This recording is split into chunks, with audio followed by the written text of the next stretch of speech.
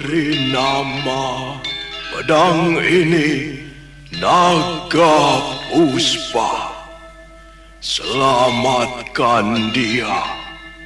Jangan sampai jatuh ke tangan pendekar berwatak jahat.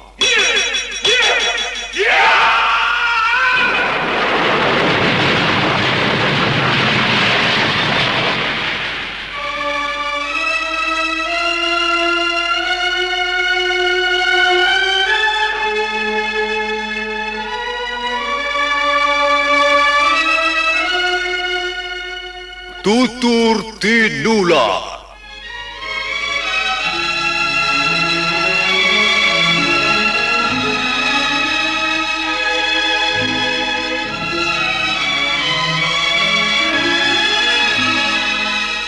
Sebuah sandiwara radio serial, produksi Sanggar Cerita dan Teater Sanggar Prativi. Sebuah kisah dengan latar belakang sejarah runtuhnya Singasari dan berdirinya Kerajaan Majapahit.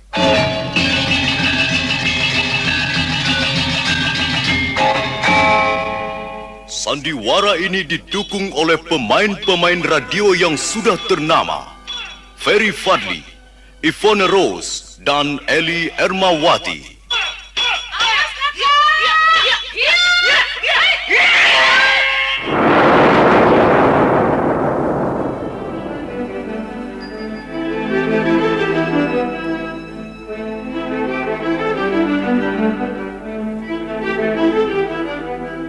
Cerita ini ditulis dan diolah oleh S. Tijab.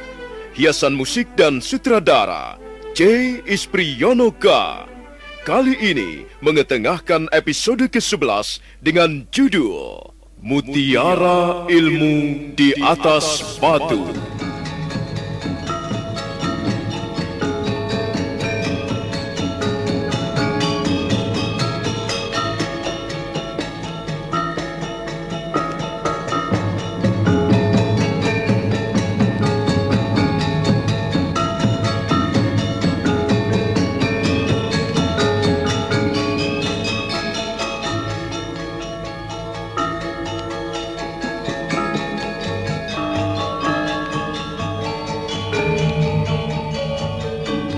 Dalam seri ke-317 ini didukung oleh para pemain Ivone Rose sebagai Sakawuni, Ferry Fadli sebagai Arya Kamandanu, Lukman Tambose sebagai Empu Bajil, Sulaiman sebagai Tambak Baya, Mas Dewa sebagai Gagarangan, Margaret sebagai Dewi Sambi, dan Asdi Suhastra pembawa cerita. Selamat menikmati.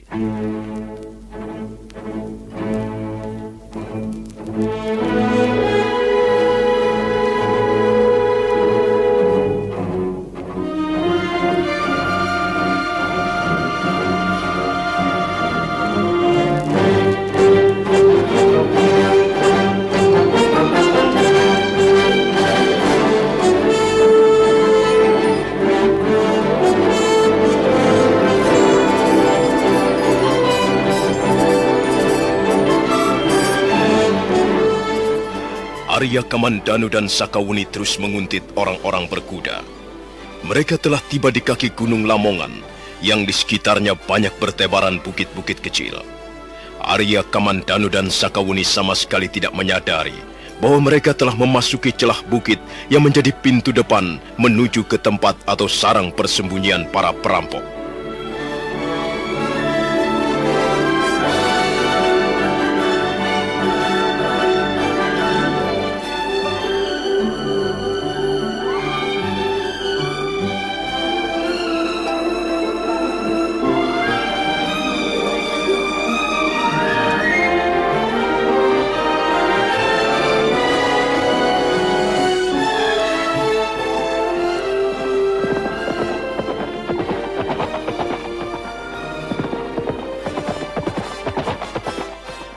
Lihat, Kamandanu. Mereka terus berkuda menuju ke bukit ke sebelah sana itu. Lihat. Iya. Kukira kita sudah berada di dekat sarang persembunyian mereka, Wuni. Kita harus lebih berhati-hati. Ayo, kita naik ke atas lereng bukit ini. Kita intip sarang persembunyian mereka dari puncak bukit.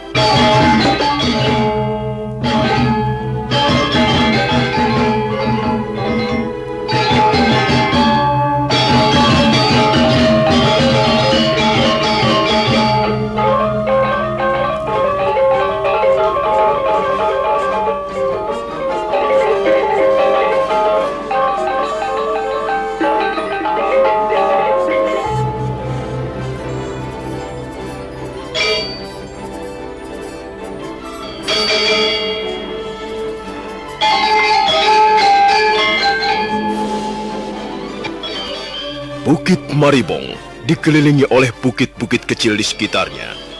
Bukit tempat persembunyian Empu Bajil dan teman-temannya itu sepertinya merupakan pimpinan dari bukit-bukit di sekitarnya. Letaknya mencorok ke kaki Gunung Lamongan dan bentuknya seperti sebuah kerucut. Di bagian lereng-lerengnya banyak terdapat tebing-tebing bukit yang terjal dan goa-goa dalam berbagai ukuran. Tempat atau sarang persembunyian Empu Bajil terletak di bagian punggung bukit sebelah timur.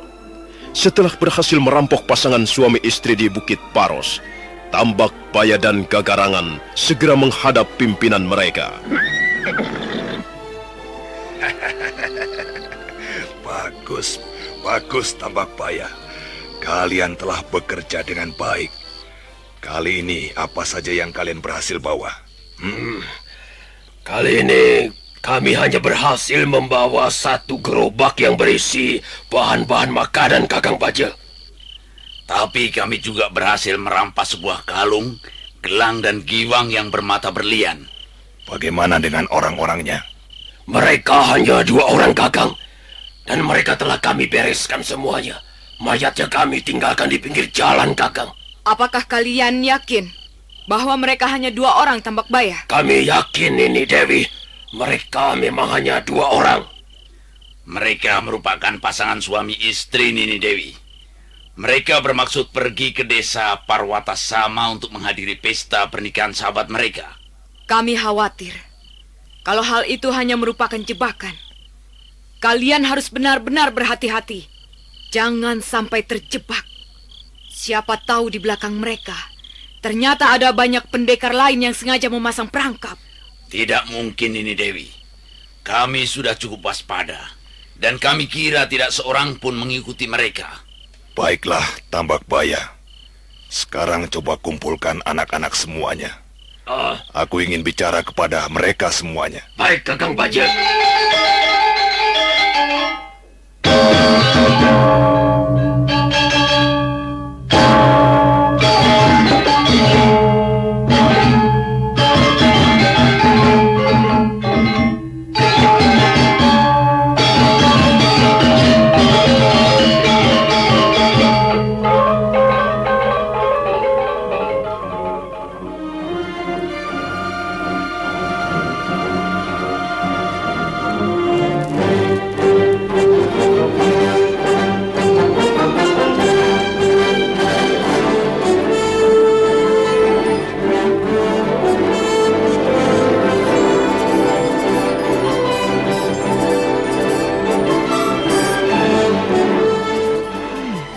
Tidak kusangka. Rupanya jumlah mereka cukup banyak, Kamandanu. Benar, Sakawuni. Aku pun tidak menyangka bahwa jumlah mereka sebanyak itu. Dan rupanya kita sudah mengenal dengan baik siapa yang menjadi pemimpin mereka. Ya, 2 orang musuh besar kita, Empu Tong Bajil dan Dewi Sambi. Sekarang sudah lebih jelas duduk persoalannya, Sakawuni. Jelas bahwa kelompok ini merupakan kelompok yang sengaja mengacau dan membuat rusuh pemerintah Majapahit. Jadi jelas bahwa mereka bukanlah hanya sekedar para perampok yang ingin merampas harta benda orang. Mereka mempunyai tujuan yang lebih luas. Mereka mempunyai sasaran yang lebih luas. Ialah merongrong kewibawaan pemerintah Majapahit. Sekarang bagaimana langkah-langkah kita selanjutnya, Kamandanu? Barangkali sebaiknya kita segera meninggalkan tempat ini. Kita segera melaporkannya kepada Paman Lembu Sora. Kita tunggu sebentar, Sakawuni. Lihat, sepertinya Empu Bajil sedang mengumpulkan orang-orangnya. Kita lihat apa yang mereka lakukan. Siapa tahu mereka merencanakan sesuatu yang penting untuk kita ketahui.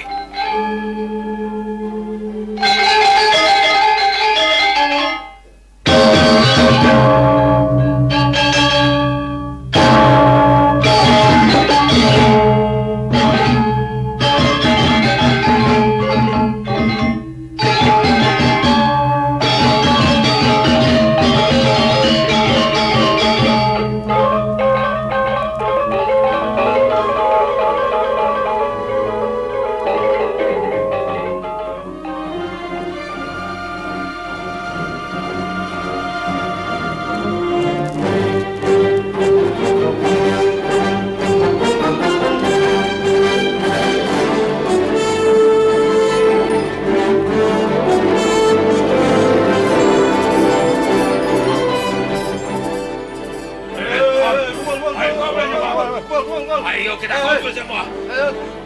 Baik. Mereka sudah berkumpul seluruhnya, Kakang Bajil. Terima kasih, Kagarangan. Hai saudara-saudaraku semuanya. Sekarang ini jumlah kita semakin hari semakin bertambah besar. Kalau tidak salah hitung, sekarang jumlah kita sudah hampir mencapai 500 orang. Dan aku yakin jumlah kita akan semakin bertambah besar lagi. Hal ini tentu saja sangat menggembirakan kita semua. Saudara-saudara kita semakin banyak. Teman-teman seperjuangan kita semakin banyak. Aku sudah mendapat laporan dari Tambak Baya dan Gagarangan bahwa kalian beberapa kali telah berhasil menunaikan tugas dengan baik. Hal itu tentu saja juga sangat menggembirakan hati kita semua. Sekalipun kita tinggal di Bukit Maribong, di suatu tempat tersembunyi, suatu tempat yang terpencil, tapi kita tidak kekurangan sesuatu apapun. Kita makan dengan kenyang, kita berpakaian dengan pantas, dan kita bisa bersenang-senang di tempat ini. Tapi ingat, seperti yang sudah beberapa kali kukatakan kepada kalian, bahwa tujuan kita bukannya hanya menjadi sebuah kelompok perampok yang besar, tapi kita mempunyai tujuan lebih daripada itu. Tujuan akhir daripada seluruh kegiatan kita ini ialah merongrong kewibawaan pemerintah Majapahit, mencoreng-moreng muka pendekar-pendekar Majapahit, mengecilkan arti Dyah Sanggrama Wijaya dan kaki tangannya. Dan aku yakin, suatu saat kita akan dapat mencapai cita-cita kita tersebut. Sekarang ini gejala-gejalanya sudah mulai nampak. Dan kita akan terus melaksanakan kegiatan kejahatan kita di tempat-tempat tertentu. Kita akan menciptakan udara buruk bagi pemerintah Majapahit. Kita akan menyebarkan kerusuhan, keresahan di tengah-tengah masyarakat luas. Dengan semakin bertambah banyaknya jumlah kita, maka sudah tentu kelompok kita akan menjadi kelompok yang ditakuti. Kelompok yang membuat hati orang gemetar setiap kali mendengar kehadirannya. Rasa takut itu penting, saudara-saudaraku. Kalau di dalam hati rakyat sudah ditanamkan benih-benih ketakutan, benih-benih kekhawatiran, maka daya tahan masyarakat akan semakin melemah. Dan hal ini jelas akan membuat rugi pemerintah Majapahit. Ada pertanyaan?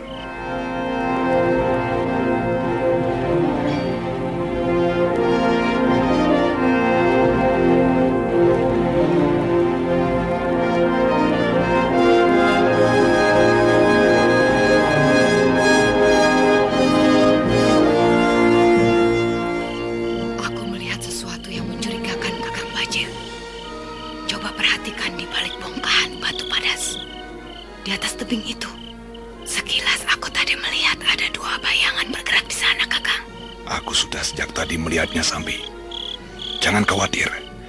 Kita akan memberikan pelajaran bagi orang-orang yang malang itu. Nah, saudara-saudaraku sekalian, teman-temanku sekalian, dalam kelompok kita ini berlaku peraturan yang keras dan tajam, tidak pandang bulu. Bagi siapa saja yang berani melanggar peraturan, maka nyawa adalah bayarannya. Sudah berapa kali kukatakan bahwa kita harus hati-hati. Harus hati-hati. Jangan sampai ada seorang pun manusia di luar kelompok kita perbolehkan memasuki Bukit Maribong ini. Dan kalau kita kecolongan, kemudian ternyata ada para penyusup yang berhasil menemukan sarang kita ini, maka tidak ada jalan lain. Kita harus melenyapkan orang-orang itu. Kita harus segera membunuhnya, membungkam mulutnya untuk selama-lamanya. Karena hal itu bisa membahayakan keselamatan kita semua. Tapi Kakang Bajil, sepertinya selama ini kita sudah cukup berhati-hati. Kita selalu waspada. Sebelum memasuki pintu atau celah menuju ke Bukit Maribong ini, kita selalu memeriksa keadaan di sekitarnya. Jadi menurut pendapat kami, tidak seorang pun manusia berani dan bisa mengambah daerah kita ini. Kau jangan terlalu yakin, Kagarangan. Bagaimana kami tidak yakin, Tuanku Dewi Sambi? Kami pun merasa bertanggung jawab terhadap keselamatan jiwa kami. Jadi sudah tentu kami berhati-hati. Kami tidak akan membiarkan seorang pun memasuki sarang persembunyian kita ini. Aku percaya. Aku percaya bahwa kalian sudah berusaha merahasiakan tempat ini. Tapi rupanya kalian masih belum menyadari bahwa di dunia ini banyak sekali orang-orang yang bersikap sok berani, sok jago. Nah, aku akan memperlihatkannya. Coba kalian mundur barang beberapa tindak. Aku akan memperlihatkan kepada kalian bahwa sikap hati-hati itu adalah penting artinya.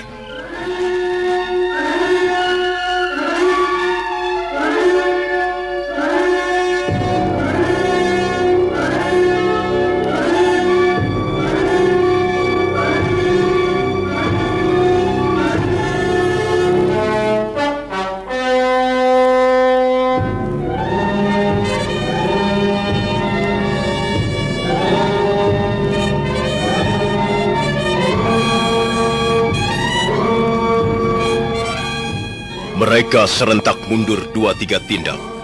Empu Bajil kemudian mengibaskan pakaiannya. Dan selanjutnya, pendekar dari lereng Tengger itu mempersiapkan aji sigara geninya. Lengan kiri kanannya digerak-gerakan ke bawah. Matanya terpejam, sementara kedua telapak kakinya digosok-gosokkan ke tanah.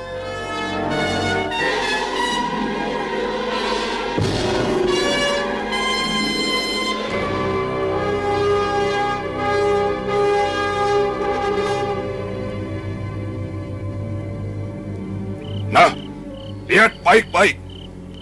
Ini adalah pelajaran berharga untuk kalian. Ini merupakan bukti bahwa kalian masih bekerja tidak sebagaimana mestinya. Hai, keluar kalian tamu-tamu tak diundang. Hampir bersamaan dengan kata-kata yang keluar dari mulutnya, Empu Bajil meloncat sambil memungkul bongkahan batu padas dengan telapak tangan kanannya. Aji Segara Geni. Ya!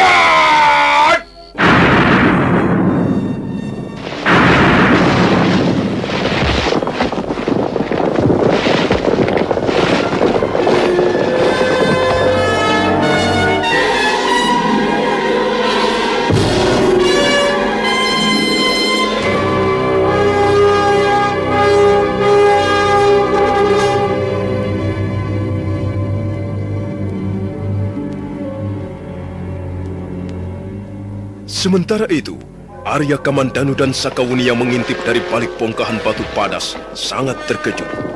Mereka sama sekali tidak mempunyai kesempatan untuk melompat, menghindari longsoran tebing. Dan akhirnya, mereka terpaksa meluncur bersamaan dengan batu-batuan tebing yang runtuh ke bawah.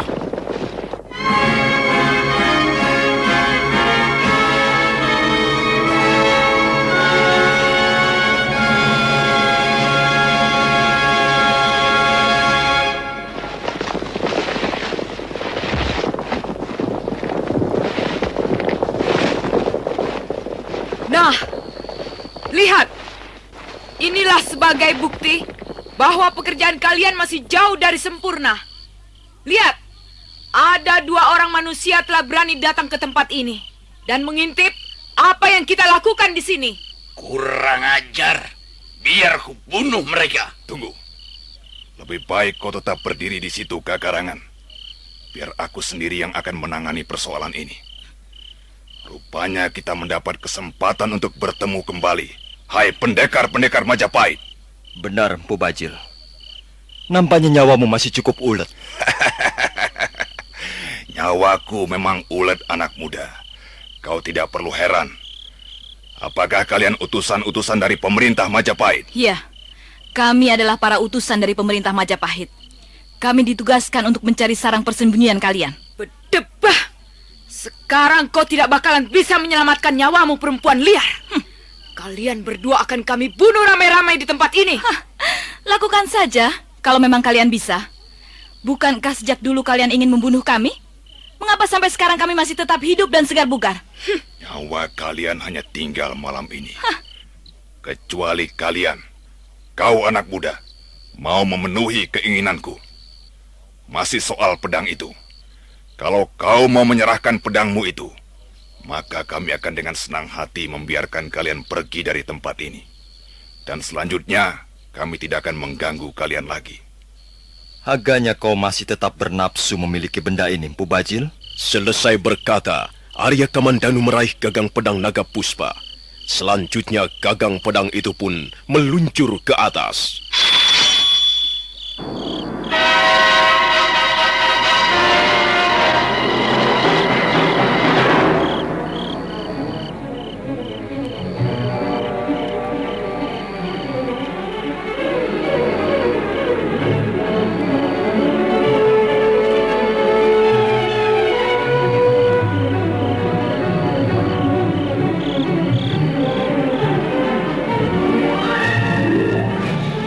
Sekarang Arya Kamandanu sudah berdiri tegak dengan menggenggam pedang naga puspa.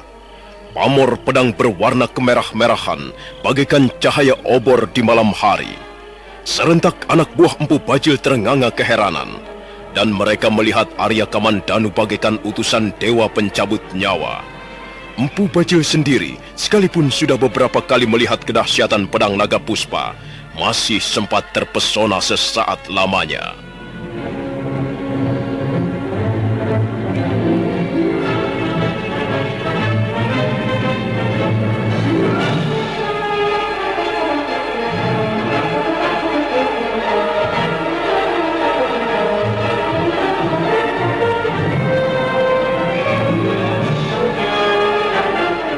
Nah, Empu Bajil, kalau memang kau masih bernapsu memiliki benda ini, ambillah. Ambil saja. Silahkan ambil. Tapi tentu saja, asal kau dapat merebutnya dari tangan Arya Kamandanu. Jangan sombong, anak muda. Sekarang aku terpaksa berbuat kejam padamu. Aku bukan hanya menginginkan pedangmu itu, tapi juga nyawa kalian. Ayo anak-anak, bunuh saja mereka. Kepung dan bunuh mereka cepat. Sergap mereka, bunuh mereka.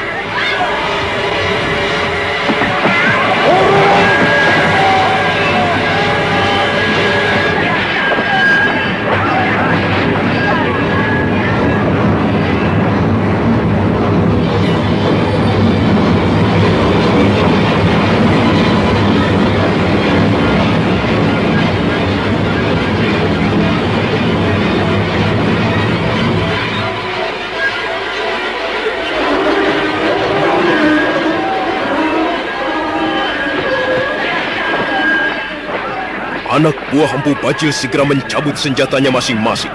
Mereka berlompatan ke arah Arya Kamandanu dan Sakawuni. Arya Kamandanu segera menyambut mereka dengan pedang naga puspa, dan Sakawuni menghadang mereka dengan jurus-jurus angin lengan seribunya. Terjadilah pertarungan sengit di atas lereng Bukit Maribor. Dalam waktu singkat, Arya Kamandanu sudah membunuh beberapa orang anak buah Empu Bajil. Senjata mereka berpatahan, sebagian hancur berkeping-keping, dan pemiliknya roboh bersimbah darah. Melihat anak buahnya berjatuhan bagaikan buah-buahan yang sudah terlalu matang, Empu Bajil sangat marah. Pendekar dari lereng Tengger itu pun kemudian menyerbu dengan tongkat pencabut roh. Ya, mampus kau anak muda. Ya!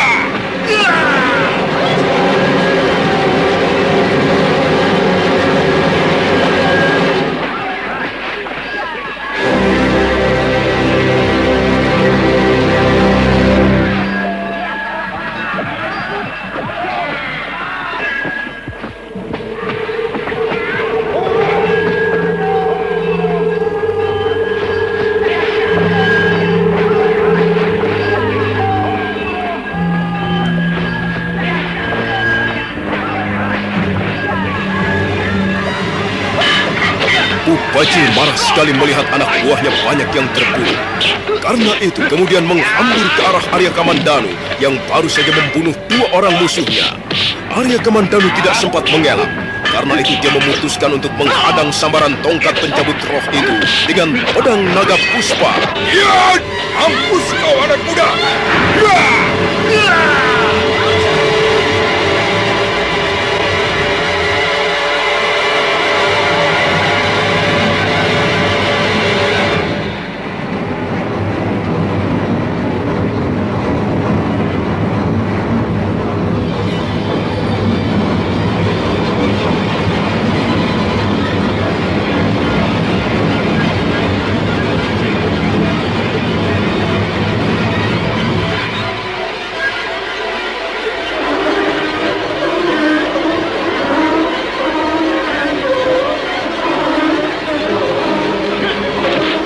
Sekarang Arya Kamandanu terpaksa bertarung dengan lebih hati-hati. Di samping harus melayani tongkat pencabut roh, sekali waktu Arya Kamandanu masih harus melumpuhkan beberapa orang anak buah Empu Bajil yang terus berusaha membokongnya.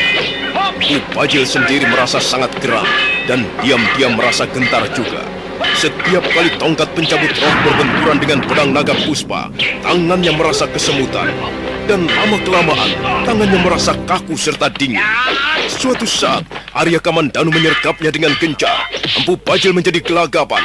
Dia tidak mempunyai pilihan lain, kecuali menghadang pedang naga puspa dengan gagang tongkat pencabut rohnya.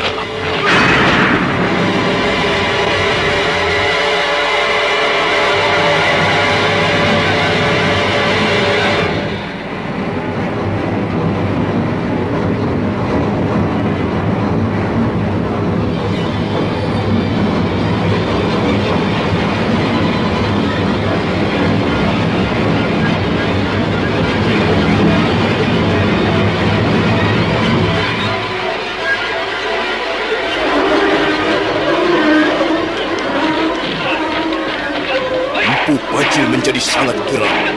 Wajahnya yang tidak begitu tampan kelihatan lebih jelek lagi, karena wajah itu berubah menjadi merah padam, persis seperti wajah iblis yang sedang mengalami kekecewaan. Mendadak dia menengok kiri kanan, dan begitu melihat Dewi Sambi masih berdiri mengawasi pertarungan Sakawuni dan Gagarangan serta Tambak Baya, Empu Bajil melemparkan tongkat pencabut rohnya. Sambi, tolong tongkatku Sambi. Biar ku hajar anak muda itu dengan aji Segara Geni. Tongkat pencabut roh kemudian melayang dari tangan Empu Bajil. Dewi Sambi melompat dan menangkap tongkat pencabut roh. Tapi tiba-tiba...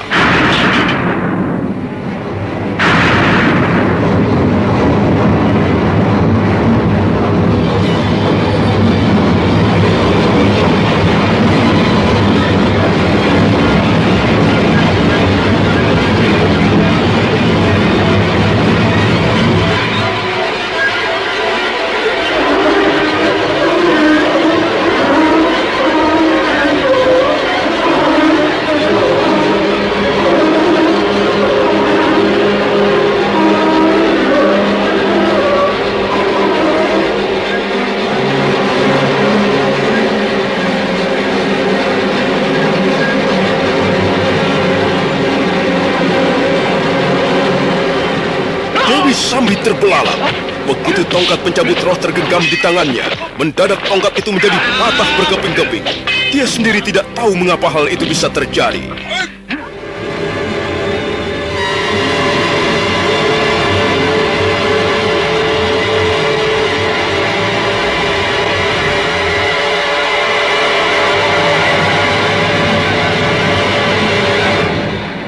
Tongkatmu, Kakang Bajil!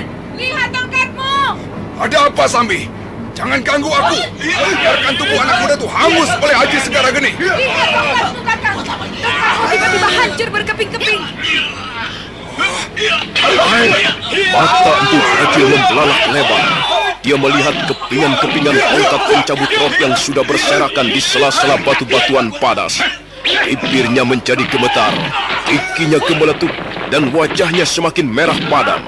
Secepat kilat pendekar dari lereng Tengger itu menarik tubuhnya ke belakang, kemudian mengacung-acungkan kedua belah tangannya. Hai, dengar anak muda. Kau harus membayar mahal atas apa yang baru saja kau lakukan terhadapku. Kau sudah meremukan senjata andalanku. Sekarang biar kuremukkan batok kepalamu. Sambi, kau bereskan perempuan itu. Sementara aku akan memburu anak muda ini. Mereka dua-duanya harus kita bikin mampus malam ini juga. Iya.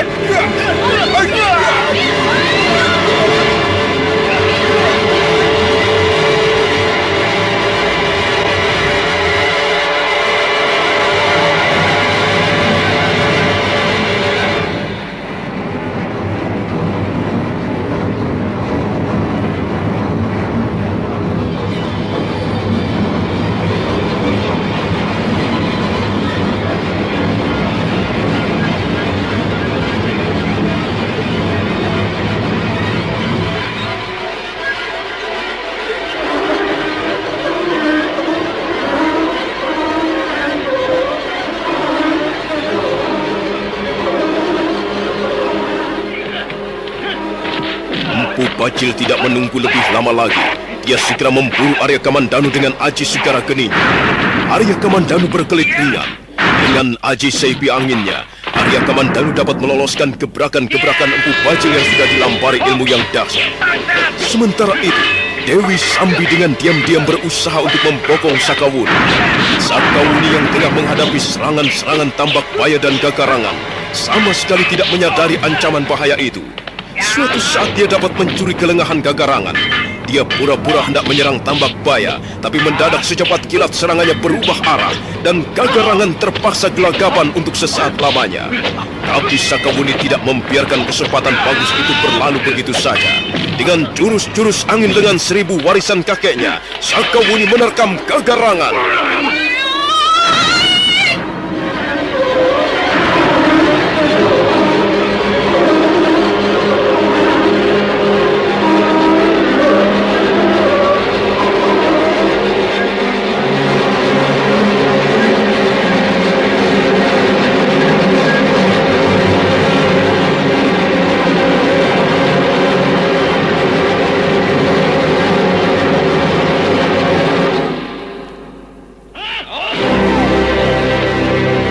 Telapak tangan Sakawuni menerpa dada Gagarangan. Gagarangan terpental sejauh 3 batang tombak ke belakang. Tubuhnya membentur batu padas. Dia berusaha untuk bangkit, tapi usahanya ternyata sia-sia. Bahkan kemudian dia mulai memuntahkan darah segar sebelum roboh untuk selama-lamanya. Sakawuni merasa lega karena berhasil membunuh salah seorang lawannya. Tapi dia menjadi lengah. Dia hanya sempat melihat sebuah bayangan berkelebat ringan di ujung matanya, dan dia masih berusaha untuk menghindar. Sambaran Aji Tapak Wisa yang pertama berhasil ditepiskan, tapi sambaran yang kedua tepat mengenai punggungnya.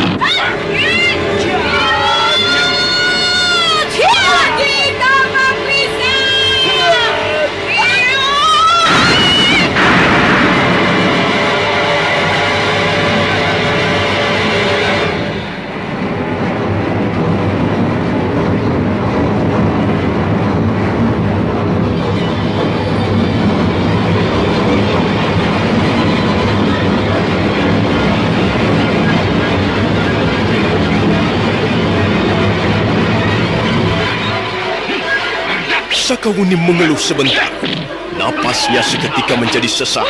Melihat Sakawuni dalam keadaan bahaya, Arya Kamandanu menyambar tubuhnya. Dengan pedang naga puspa masih tergenggam di tangan kanannya, dan tubuh Sakawuni tersampir di pundaknya sebelah kiri. Arya Kamandanu melesat meninggalkan gelanggang pertarungan.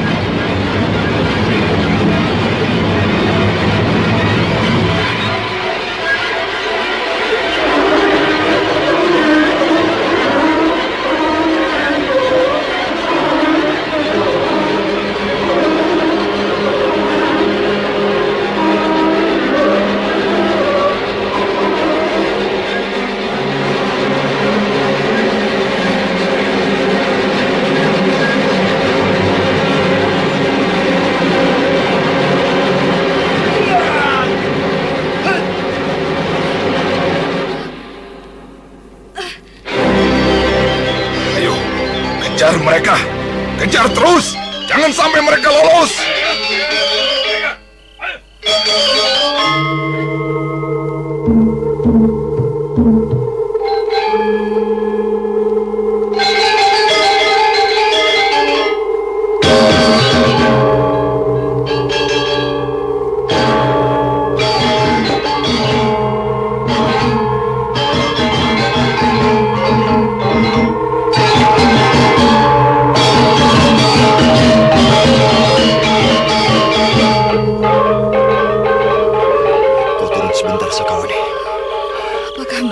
mengejar kita, Kamandanu.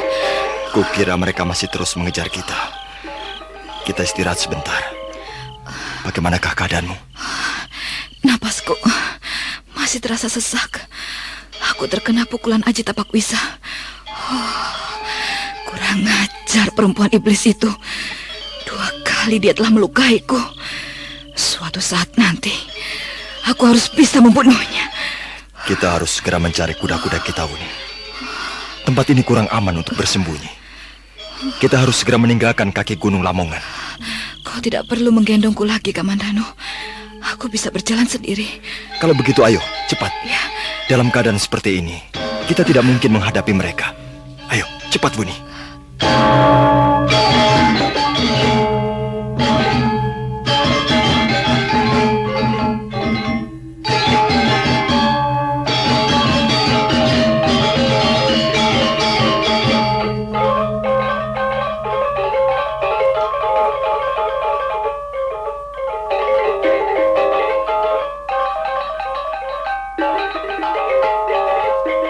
Sambil menahan rasa sakit di bagian punggungnya, Sakawuni berusaha mengikuti Arya Kamandanu.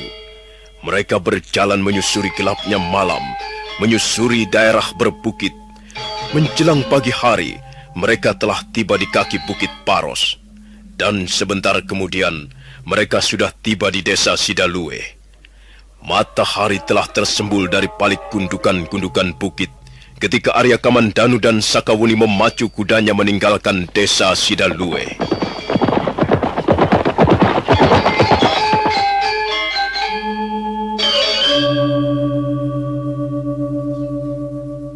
Kami tidak berhasil menemukan mereka, Tuanku Dewi. Kami kehilangan jejak mereka. Kalian memang keterlaluan sekali. Hanya menangkap 2 orang saja tidak becus. Aku sudah melukainya seorang. Dan kalian masih juga belum bisa menangkap mereka. Oh, maaf Tuanku Dewi. Kami memang benar-benar kehilangan jejak. Kalian bukan kehilangan jejak, tapi kalian takut menghadapi mereka. Itulah yang benar. Sudahlah, sudah. Jelas kalian akan membuat kecewa Kakang Bajil. Ketika Tambak Baya dan Gagarangan sedang memberikan laporan kepada Dewi Sambi, Empu Bajil muncul dari dalam goa. Pendekar dari lereng Tengger itu kelihatannya lesu. Perlahan-lahan dia menghampiri Dewi Sambi yang masih kelihatan cemberut setelah mendengarkan laporan 2 orang bawahannya. Ada apa, Sambi? Mengapa wajahmu memperlihatkan rasa tidak senang? Mereka telah gagal, Kakang Bajil. Mereka tidak berhasil menemukan 2 orang musuh besar kita itu. Ya, biarlah Sambi. Kalau toh mereka berhasil menemukan, apa yang bisa mereka lakukan? Kita sendiri tidak dapat berbuat banyak menghadapi 2 orang anak muda itu. Bahkan tongkat pencabut rohku sekarang sudah hancur berantakan. Kalau toh mereka berhasil menemukannya, barangkali justru mereka semuanya yang akan terbunuh. Sudahlah Sambi. Sekarang aku mempunyai pikiran yang lain. Apa itu, Kakang? Barangkali aku akan meninggalkan kalian untuk sementara waktu. Apa maksudmu? Aku ingin pergi ke lereng Tengger. Aku tidak mungkin menghadapi 2 anak muda itu sebelum memperdalam Aji Segara Geni. Karena itu, aku bermaksud pergi ke lereng Tengger untuk menemui guruku. Di sana nanti aku akan memperdalam Aji Segara Geni, sehingga mencapai tingkat kesempurnaan. Tanpa ilmu yang memadai, kita tidak mungkin mengalahkan mereka, Sambi. Apalagi anak muda yang bernama Arya Kamandanu itu.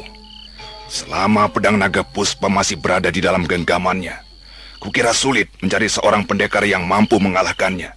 Lalu bagaimana dengan kelompok kita ini, Kakang Bajil? Ya, untuk sementara waktu kelompok ini kuserahkan kepadamu, Sambi. Aturlah mereka, pimpinlah, dan teruskanlah rencana kita semula. Tapi kukira kita harus segera pindah dari Bukit Maribong ini. Kita harus mencari tempat baru yang sama sekali belum pernah dijamah manusia. Tambak Baya. Ya, Tuanku Bajil. Kalau tidak salah, di sebelah barat Bukit Maribong ini ada gugusan bukit yang cukup banyak jumlahnya. Mungkin salah satu di antaranya bisa kita jadikan tempat persembunyian. Bukit manakah yang paling tepat menurut pendapatmu, Tambak Baya? Oh, ada Tuan. Ada sebuah bukit yang bernama Bukit Jambuka. Bukit Jambuka atau juga terkenal dengan nama Bukit Serigala. Kurang lebih 1 hari perjalanan jauhnya dari tempat ini. Saya kira bukit itu cukup baik untuk dijadikan sarang persembunyian, Tuanku Bajil. Baiklah, aku setuju sarang kita pindahkan ke Bukit Jambuka. Bagaimana menurut pendapatmu, Sambi? Aku setuju, Kakang. Lagi pula, Bukit Maribong ini sudah tidak aman lagi. Sewaktu-waktu, orang-orang Majapahit bisa datang kemari. Nah, Tambak Baya dan kau Gagarangan, selama aku pergi nanti, segala urusan mengenai kelompok kita akan ditangani oleh Sambi. Untuk sementara dialah yang akan memegang pucuk pimpinan atas diri kalian. Kukira cukup. Nah, aku pergi dulu, Sambi. Barangkali aku pergi tidak akan lama. Paling-paling hanya sampai 2 bulan. Setelah aku dapat menguasai Aji Segara Geni secara sempurna, barulah kita akan kembali mengejar 2 orang anak muda itu. Mereka pasti akan berhasil kita binasakan. Baik, Kakang Bajil. Kakang Bajil tidak perlu mengkhawatirkan kelompok kita. Akulah yang akan bertanggung jawab. Empu Bajil kemudian melangkah perlahan-lahan meninggalkan mulut goa. Sebentar kemudian dia sudah duduk di atas punggung kudanya. Dan selanjutnya, dia memacu kudanya menuruni lereng Bukit Maribong.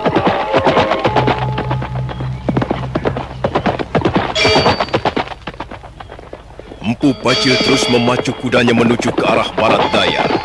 Setelah sehari penuh terguncang-guncang di atas punggung kuda, Empu Bajil mulai menapak di kaki Gunung Bromo. Dia terus memacu kudanya, memutari kaki Gunung Bromo. Dan menjelang sore hari, dia sudah melihat lereng Gunung Tengger disaput awan.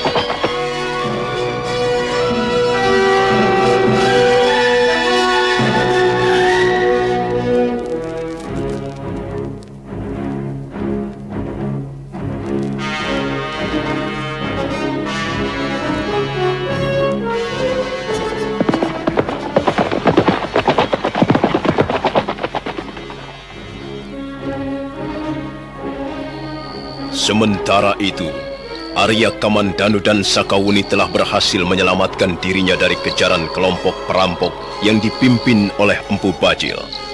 Walaupun tahu bahwa mereka tidak ada yang mengejar lagi, tapi mereka masih meneruskan perjalanan. Suatu malam, mereka terpaksa menginap di tepi hutan di sebuah lereng bukit kecil. Karena lelah, Arya Kamandanu segera jatuh tertidur. Sakawuni sudah lebih dulu tidur di atas rumput kering.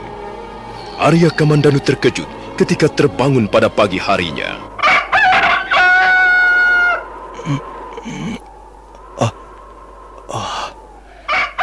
Nyenyak sekali tidurku.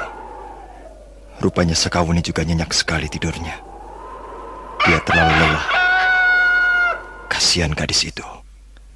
Dia terluka dan tubuhnya nampaknya sangat lemah. Buni, kau sudah bangun? Di mana kita sekarang, Kamandanu? Sepertinya kita menginap di sebuah hutan. Kita memang tidur di dalam hutan, Wuni. Tapi bagiku tidak menjadi soal. Yang penting kita bisa istirahat. Kelihatannya tidurmu nyenyak sekali. Kau tidak merasa terganggu? Tidak, Kamandanu. Aku lelah. Begitu tubuhku menyentuh rumput-rumput ini, langsung aku terlelap. Langsung aku jatuh tertidur. Bagaimana dengan punggungmu? Kau tidak perlu merisaukan hal itu. Aji Tapak Wisa memang hebat. Aku pernah sekali merasakan pukulan maut itu dan hampir saja mati karenanya. Tapi sekarang ini, Aji Tapak Wisa tidak akan bisa berbuat banyak. Bukankah aku membawa obat penangkalnya? Lihatlah, sebelum meninggalkan Bukit Panampihan, ibu memberiku kepingan kelopak bunga tunjung biru. Dengan bunga tunjung biru ini, aku akan segera sehat kembali, Kamandanu. Syukurlah kalau begitu.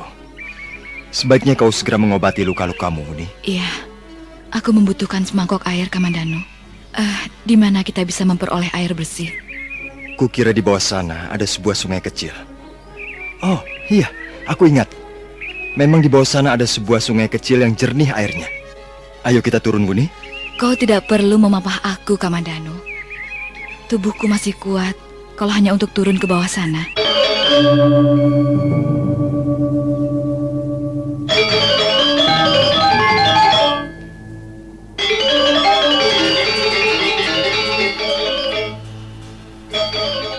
Arya Kamandanu dan Sakawuni segera menuruni bongkahan-bongkahan batu di lereng bukit. Mereka bermaksud pergi ke sungai kecil di bawah. Mendadak, di balik sebongkah batu besar, Arya Kamandanu menarik tangan Sakawuni. Ada apa, Kamandanu? Aku mendengar ada langkah-langkah orang mengikuti kita, Wuni.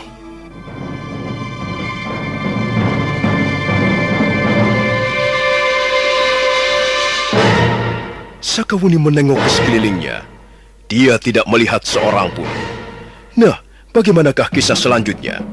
Apakah benar yang dikatakan Arya Kamandanu bahwa ada seseorang yang mengikuti mereka? Saudara pendengar, silahkan menunggu seri berikutnya. Sampai jumpa.